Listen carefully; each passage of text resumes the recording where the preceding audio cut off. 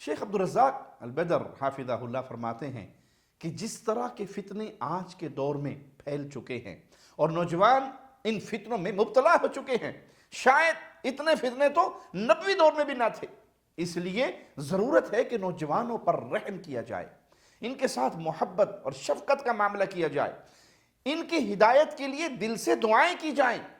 یہ نوجوان والد کی شفقت کے محتاج ہیں، رشتہ داروں کی شفقت کے محتاج ہیں، دوست و احباب کی شفقت کے محتاج ہیں، اور اپنی اولاد سے، نوجوانوں سے، رشتہ دار نوجوان، گلی محلے کے، معاشرے کے، آپ کے شہر کے نوجوان، ہر طرح کے نوجوان وہ آپ کی شفقت کے محتاج ہیں۔ سب سے بڑھ کر ان کے ساتھ شفقت کیجئے کہ انہیں محبت سے دین کی طرف بلائیے، پیار سے دین کی طرف بلائیے، ان کی غلطیوں پر ان پر فتوے بازی کر کے اور ان کو سخت رویوں سے دھتکار نہ دیجئے، بلکہ نرم رویے اختیار کیجئے، کیونکہ فتنے بہت زیادہ اپنے منہ کھول چکے ہیں جو ان نوجوانوں کو شکار کر رہے ہیں۔ آپ ان فتنوں سے بچانے کے لیے محبت کا راستہ اپنائیے۔